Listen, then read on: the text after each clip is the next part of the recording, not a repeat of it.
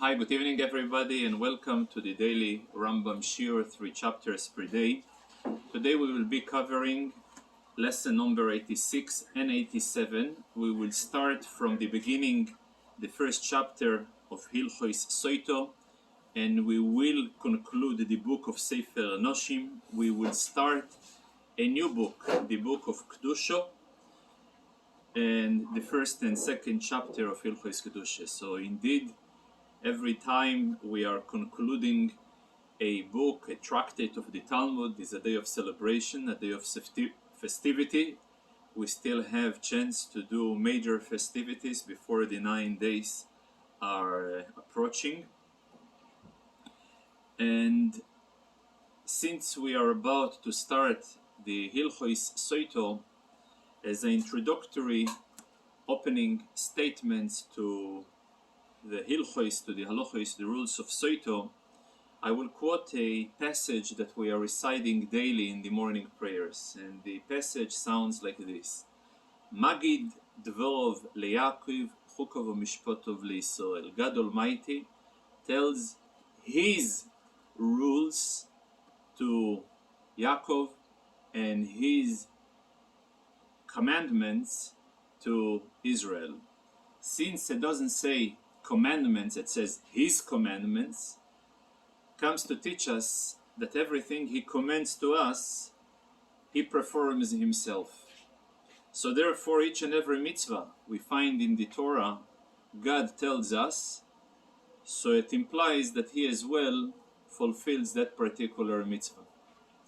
So one of the questions that is being asked, there is a passage in Chumash Vayikro where it says, "V'nikdashti b'soich b'nei Yisrael," I would be sanctified amongst the people of Israel.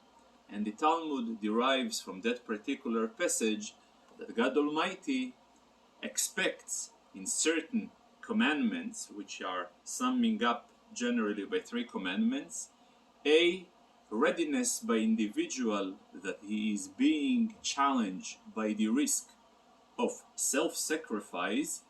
He should sacrifice himself and not to be violating those commandments. It's called the mitzvah of Kiddush Hashem, sanctification of the name of God, which expects self-sacrifice by the person when it comes to the matter of faith, when it comes of the matter of bloodshedding, murdering another person, or any involvement in prohibited incest. So those specific commandments, Yehoreg ve'al, a person should be ready to be killed and not be violating those particular mitzvot. So the question, if this is the case, that God expects this from the human being, where do we find God Almighty performs a similar type of mitzvah that echoes, reflects, resembles the same expectation that He expects from us? The obvious. We have it every day. Oh. He sacrifices all His existence for us. But then there is even further than this. There is, amongst all the mitzvot, the particular rules of Sotah, where the highlight of this mitzvah is when the priest in the temple writes on a parchment the name of God amongst the entire text of the Torah in Parshas Nosoi, and puts it into the water and mix in the water different ingredients which will cause to the letters to be erased, and the letters includes the name of God, in order for the lady to drink and to be tested whether her bond with her husband can continue or must be terminated. So God says, I rather my holy name be erased upon the water, just in order to bring in reconciliation and unity amongst Ish le'ishto, a man with his wife. So we see over here in that particular mitzvah a resemblance of the same expectation that God expects from us in the context of the halachos that we will be learning today. Now, the term Sotah in Hebrew, it can be spelled with a samach, which the precise meaning is deviation. There is the middle path, and any deviation from the regular primary path, it's called stiyah. A lady that deviates from the path of modesty, she called a Sotah. However, there is another meaning from the roots of the word shtut, foolishness. Shoteh, a person who is foolish, a person who is not mentally there, he is called shoteh, where he is legally defined as someone who is exempt from all the mitzvot. And Chazal are teaching us that a person, any type of a crime he performs, is a result of ruach shtut, a spirit of foolishness that took him over for that particular moment, for that particular circumstances, who forced him to commit a crime. For that reason, in a sense, every person who deviates from the right path, he is both a soteh in the sense he deviates from the right path, and he is also a shoteh, he acts in a matter of foolishness. There is one on a light note. There is also a comment that was introduced by many of the old sages. What is the difference between a sotah or a shotah? Someone who is a sotah, this lady that we will soon gonna go to the details of the halachot, and a shotah, a lady who is foolish. So the answer is a sotah, her stomach is being exploded, but a shotah cause the other people who are dealing with her that their stomach and their patient will be in a mode of explosion. That's another explanation on a light note. It's not.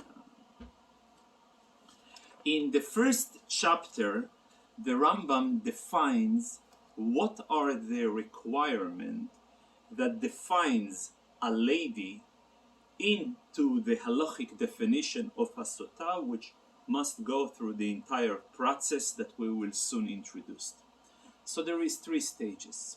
Stage number 1, when a person suspects his wife by breaching the trust or deviating from the path of expected or standards of modesty. So he gives her a warning. The warning in Hebrew is called kinui. Kinui can tolerate 2 meanings. Kinui in our context means a warning, but kinui generally in Hebrew, which is also the source of that particular definition, is also jealousy. When a person is jealous for the Spirit of God, when a person is jealous for the peace in his home, then he gives a warning to his wife, and the official warning must be done in front of 2 kosher witnesses, where he warns the wife with the following sentence: please do not be in privacy with that particular individual. After warning her in front of those 2 witnesses, if she went ahead and wore sin by or the previous 2 witnesses or other 2 kosher witnesses, as she is entering into a private room or private domain with that particular individual that her husband was warned her not to be in privacy with him. So obviously they are not certain whether they have committed any sexual relations or not. Nevertheless, they are coming to their husband and they are informing him that his wife have violated the warning he has warned her. At that stage, since it is not clear whether A, she actually committed a crime, B, even if she have committed, whether it was done willingly or whether it was done by force, she is denying any forbidden act with this individual, but he is still in doubt. So at that time, the only way that we'll be able to test whether she actually committed a crime and she cannot live any longer with her husband, or she did not committed a crime and that she will be able to live. So the only way to test her is with those particular water and with a process of bringing a flower offering, which is called minchat Sotah. It's a very specific flower offering, which will soon gonna go in the second and the third chapters to the details of the offering. And then after drinking the water will be discovered whether she can continue to live or not. How it's being discovered? We read in the Torah that those particular process of mixing the water with sand and placing inside the water a parchment where the text of the Torah from Parshas Nosoi Chumash Bamidbar is written on it and being erased, and she is drinking it, if indeed she has committed a crime, so immediately her stomach explodes, her feet being swollen, and other horrific diseases falling upon her, and her life is basically being terminated in a very, very gruesome way. If she is innocent, so not only that she's not being harmed, but in fact those water are turning to be a healing property for her, to be able, if until now she was not able to have any children, from now on she will have children. If until now her birth, her labor was associated with difficulty and pains, from now on it's not going to be any longer. If the children she was giving birth were more inferior, so from now on they will have more superior quality. So these are in a nutshell, the entire process of, as we starting first with the warning in the front of the Eidim. Now what is very important to note, that as long as there is no clarity, only then the husband takes his wife to the temple and gives her this mei Sotah or maim hameorerim, what he gives her to drink. However, if even one single witness appears in front of Beis Din and he gives testimony that he actually was witnessing not only her being private with that individual, but also committing the act he was witnessed. Though that generally throughout Torah, one witness is not sufficient to be reliable to change a status. In this case, however, in the case of Sotah, he will be reliable. The reason is, since there is what we call raglaim ladover. Literal translation of raglaim ladover, there is already legs to the case. In other words, there is already a fundamental foundation of grounds to assign credibility to the words of the one Eid Echod, of the one witness in this case. So this is a very exceptional case, one of the few exceptional cases in the Judaism where one witness will be able to change a status of a lady. Now, in a case that he will be reliable, he has the right to, not only the right, but he has the obligation to divorce her, and also she is losing her ktubah, her rights, since again, from a halachic perspective, it's being accepted. Before or after drinking water? Before, yeah. Before, as long as it was a warning and his testimony. Rabbi, is there any mention in the Talmud regarding a couple using that mechanism in a more selfish way, like let's say the husband makes the false claim to have his wife to be a better child giver? You know what I mean? There is a mention in the Talmud throughout a discussion in the case of Elkanah.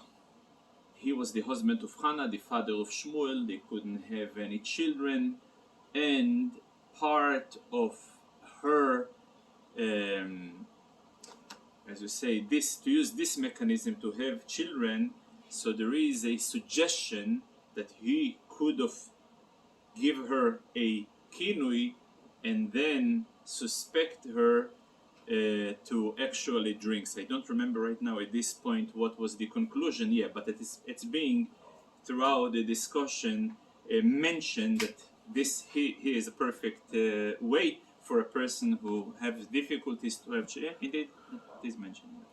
What will happen to him for false witnessing or accusing?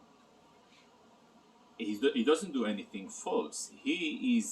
Since a person is aware that there is a mechanism of give a warning to a wife, and he can, and the wife herself will violate his warning, but making sure that she is not committing any crime, which will force him to have her drink the water, and here she has a perfect recipe to have children. And in case the Talmud raises this situation, I will look further than this tomorrow. I'll give you more details. The second chapter deals about different exemption from drinking. We're talking over here about Isha Sotah. Yeah. So there is quite a list of exemption when a lady would be exempt from drinking. If she admits, yeah, I have committed the crime, or she just declares, I won't drink. So by her stating, I won't drink without admitting right or wrong, it is basically waiving her right of collecting the ktuvah and giving him the right to go ahead and divorce her. Then there is a long list as well of different ladies that for technical reason I will exempt them from drinking. For example, if we're talking over here that some ladies, whether they cannot hear, whether the husband cannot see, whether they were only engaged and not married, whether the person was never having, whether the husband didn't have the chance to consume the marriage. So at the moment that he didn't have the chance to consume the marriage, she will be exempt from drinking. Then there is another very important rule, that the entire ability of the water to test whether she is in fault or not, is only if her husband is such an innocent man that never in his life he was involved in any he was never involved in any prohibited sexual activity. At the moment that the husband was involved, even in one act of prohibited activity, then the waters are not testing.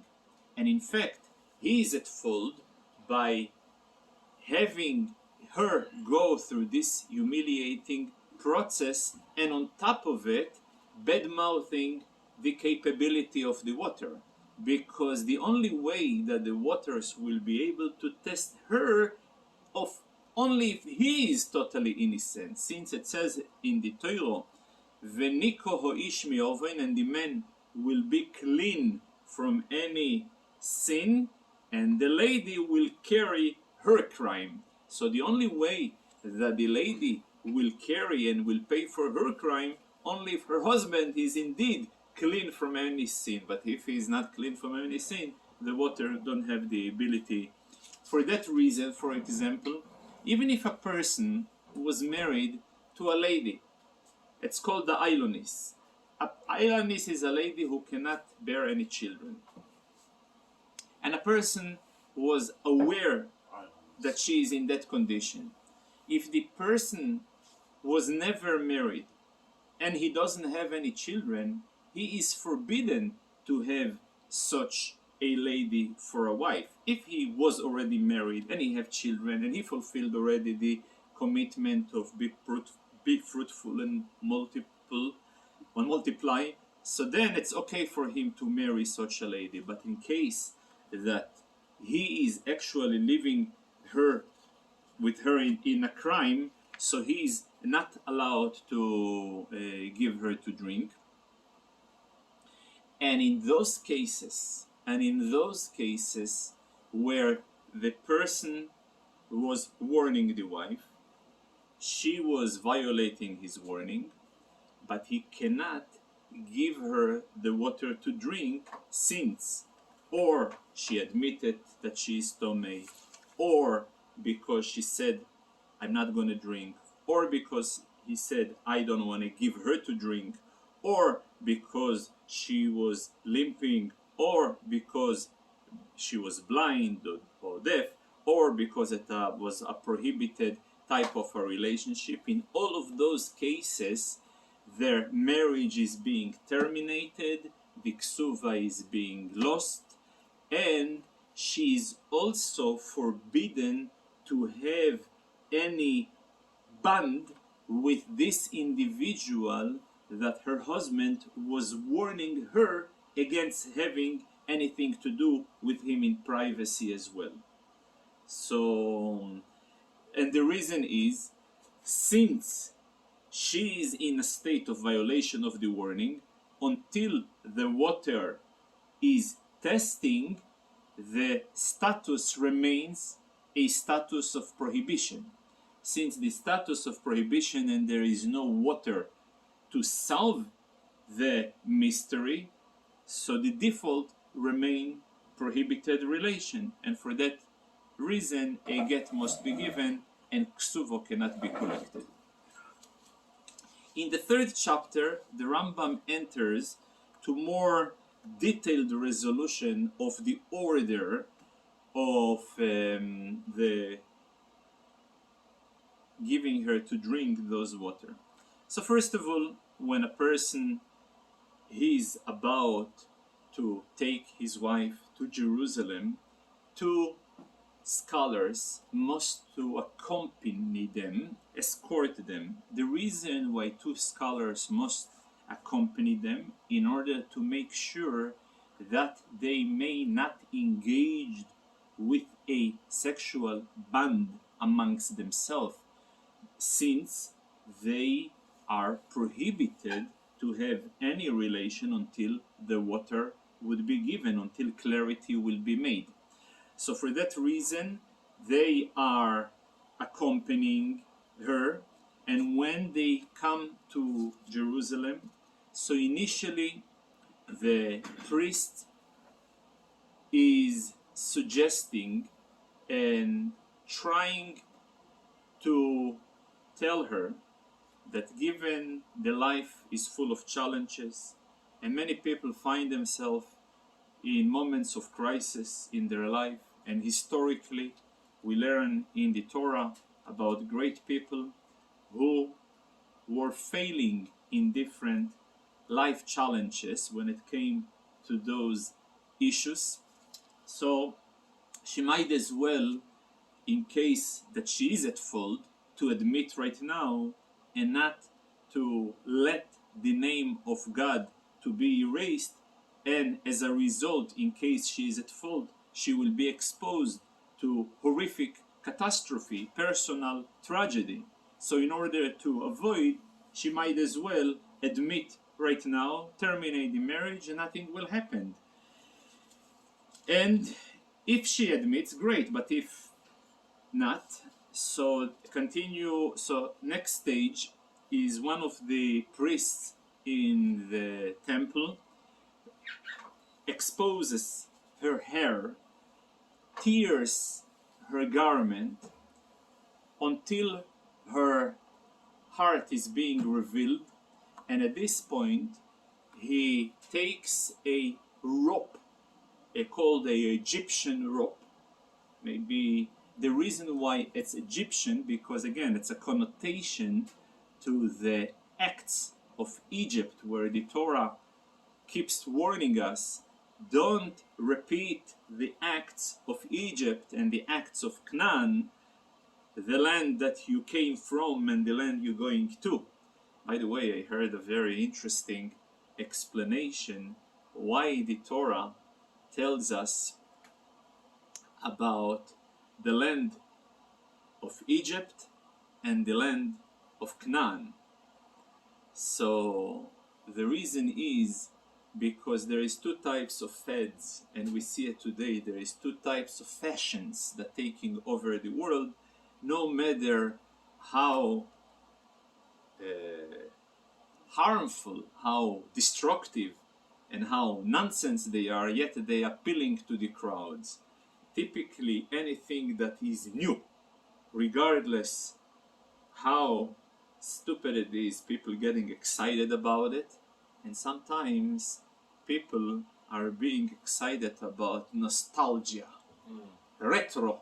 You know, right. People are, there is certain stores or any type of shops that they are selling products or items or garments that they have a aura of retro. It's appealing to the crowd. So here the Torah tells us, like the land of Egypt, that you may be appealing to you because it is you have nostalgia and retro effect. Don't follow those acts. And the land of Canaan, which is the new world and the exciting fashion, which is currently is the fad, don't go after it, because both of them are equally destructive. It is interesting that this is the opening statement in Parshas Achri Mois, in the end of the Parsha, which we read Yom Kippur, the holiest day of the year, where all the rules of incest are there. So this is the reason why the rope is indeed a rope, a Egyptian rope, where he ties above her chest. And there is also in the Talmud a very long section that deals with a much wider issue, which is called the principle of mido keneged mido. In English it's called tooth for tooth. Eye for eye. No, not tooth for tooth. Which means that whatever a person, the same measurement a person acts and behave, that's how from heaven they are acting towards him. Yeah, eye for an eye, tooth for tooth. Yeah. Similarly, yeah. In English. In English, yeah. So,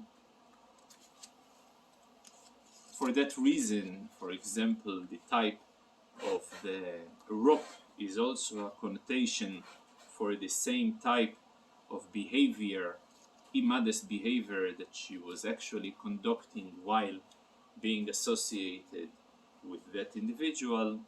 So it's a reminder. It is also the publicity that is being accompanied to the entire ritual is also a big motivator, big incentive for her to admit. And in addition to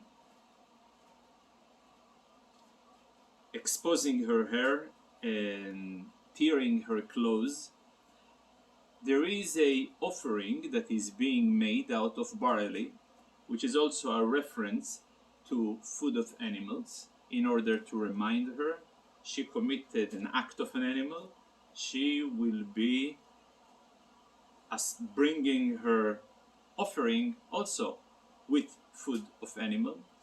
The Kohen places his hand under her hand, lifts them up, and after lifting them up, he brings the offering, and then she actually drinks the water, which means the water that she drinks is after the offering is being,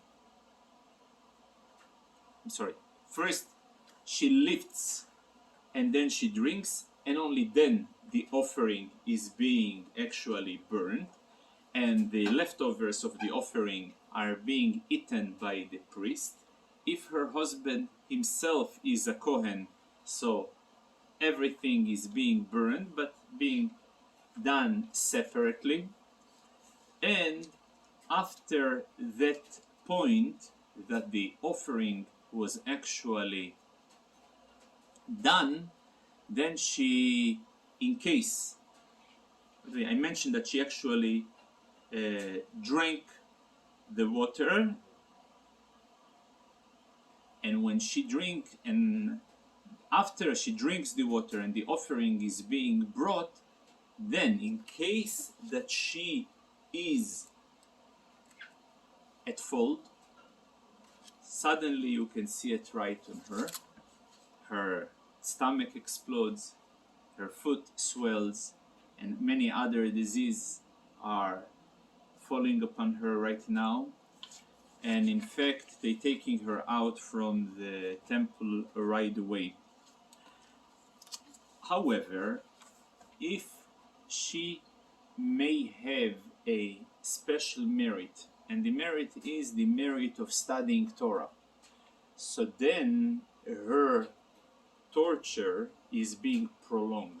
She may die not immediately. It can take a year or 2 or 3 or 4 years until she dies.